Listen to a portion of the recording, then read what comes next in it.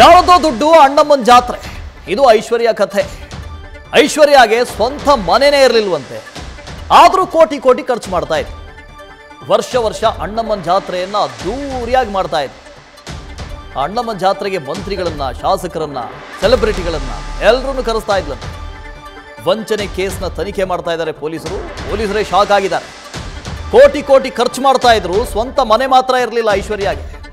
ಎರಡೆರಡು ಮನೆ ಇತ್ತು, ಅದು ಕೂಡ ಬಾಡಿಗೆಯಲ್ಲಿದ್ಲು. ದುಡ್ಡು ಬರ್ತಾ ಇತ್ತು, ವಂಚನೆ ಮಾಡ್ತಾ ಇದ್ಲು. ಆ ದುಡ್ಡಲ್ಲಿ ಅದ್ದೂರಿಯಾಗಿ ಅಣ್ಣಮ್ಮನ ಜಾತ್ರೆ ಮಾಡ್ತಾ ಇದ್ಲು. ಶಾಸಕರನ್ನ, ಮಂತ್ರಿಗಳನ್ನ, ಸೆಲೆಬ್ರಿಟಿಗಳನ್ನ ಎಲ್ಲರನ್ನು ಕರೀತಾ ಇದ್ಲಂತೆ. ಅಂಕಿತಾ ಮತ್ತೆ ನಮ್ಮ ಜೊತೆ ಜಾಯ್ನ್ ಆಗ್ತಾ ಇದ್ದಾರೆ. ಅಂಕಿತಾ, ಏನಿದ್ ಕತೆ ಅಂತ? ಕೋಟಿ ಕೋಟಿ ಖರ್ಚು ಮಾಡ್ತಾ ಇದ್ಲು, ಮನೆ ಇರಲಿಲ್ಲ, ಬಾಡಿಗೆ ಕಾರ್ ತಗೊಳ್ತಾ ಇದ್ಲು, ಒಂದು ರೀತಿ ಪ್ಲ್ಯಾಂಡ್ ಆಗಿ ಮಾಡ್ತಾ ಇದ್ಲು ಅಂತ ಎಲ್ಲಾನು.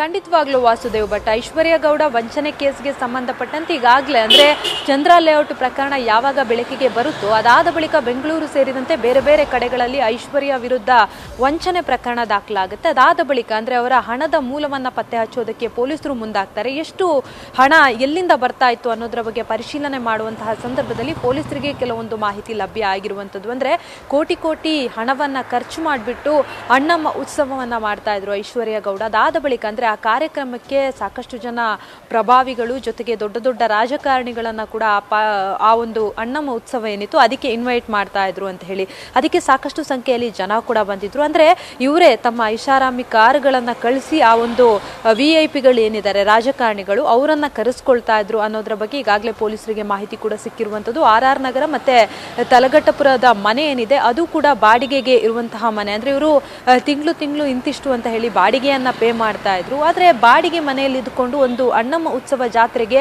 ಇಷ್ಟು ದೊಡ್ಡ ಮೊತ್ತದ ಹಣವನ್ನ ಖರ್ಚು ಮಾಡ್ತಾರೆ ಅಂತಂದ್ರೆ ಆ ಹಣ ಎಲ್ಲಿಂದ ಬಂತು ಅನ್ನೋ ಪ್ರಶ್ನೆ ಕೂಡ ಉದ್ಭವ ಆಗ್ತಾ ಇರುವಂಥದ್ದು. ಅದಕ್ಕೆ ಸಂಬಂಧಪಟ್ಟಂತೆ ಈಗಾಗಲೇ ಪೊಲೀಸರು ಕೂಡ ಸಾಕಷ್ಟು ಮಾಹಿತಿಗಳನ್ನ, ದಾಖಲೆಗಳನ್ನ ಸಂಗ್ರಹ ಮಾಡುವಂತಹ ಕೆಲಸವನ್ನ ಮಾಡ್ತಾ ಇದ್ದಾರೆ.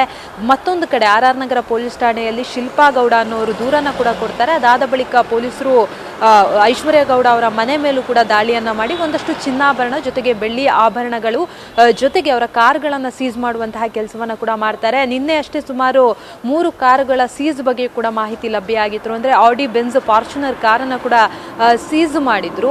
ಆದ್ರೆ ಈ ಕಾರ್ ಎಲ್ಲವೂ ಕೂಡ ಐಶ್ವರ್ಯ ಗೌಡ ಅವರ ಹೆಸರಲ್ಲಿ ಇಲ್ಲ, ಬದಲಾಗಿ ಎಲ್ಲವೂ ಕೂಡ ಅವರ ಪತಿ ಹರೀಶ್ ಅವರ ಹೆಸರಲ್ಲಿ ಇರುವಂತದ್ದು ಗೊತ್ತಾಗಿದೆ. ಅಂದ್ರೆ ಐಶ್ವರ್ಯ ಗೌಡ ಅವರ ಹೆಸರಲ್ಲಿ ಯಾವುದೇ ರೀತಿಯ ಆಸ್ತಿ ಜೊತೆಗೆ ಮನೆ ಯಾವುದು ಕೂಡ ಇಲ್ಲ. ಹಾಗಾಗಿ ಎಲ್ಲವೂ ಕೂಡ ಪ್ರೀ ಪ್ಲಾನ್ಡ್ ಆಗಿ ಅವರು ಮಾಡಿದ್ದಾರೆ ಅನ್ನೋದರ ಬಗ್ಗೆಯೂ ಕೂಡ ಸಾಕಷ್ಟು ಅನುಮಾನ ವ್ಯಕ್ತ ಆಗ್ತಾ ಇರುವಂಥದ್ದು. ಆ ನಿಟ್ಟಿನಲ್ಲಿ ತನಿಖೆಯ ಮುಂದುವರಿದ ಭಾಗವಾಗಿ ಪೊಲೀಸರು ಅವರ ಐಶ್ವರ್ಯ ಗೌಡ ಅವರ ಪತಿ ಹರೀಶ್ ಏನಿದ್ದಾರೆ ಅವರ ಒಂದು ಬ್ಯಾಂಕ್ ಅಕೌಂಟ್ ಜೊತೆಗೆ ಅವರ ಒಂದು ಹಿನ್ನೆಲೆಯನ್ನು ಜೊತೆಗೆ ಎಲ್ಲಿಂದ ಹಣ ಬರ್ತಾ ಇತ್ತು ಅನ್ನೋದರ ಬಗ್ಗೆ ಈಗಾಗಲೇ ಪರಿಶೀಲನೆಯನ್ನು ಕೂಡ ಮಾಡ್ತಾ ಇದ್ದಾರೆ. Vasudev Bhat, thank you Ankita. News first ನಿರ್ಭೀತಿಯಿಂದ ನಿಮ್ಮ ಪರವಾಗಿ.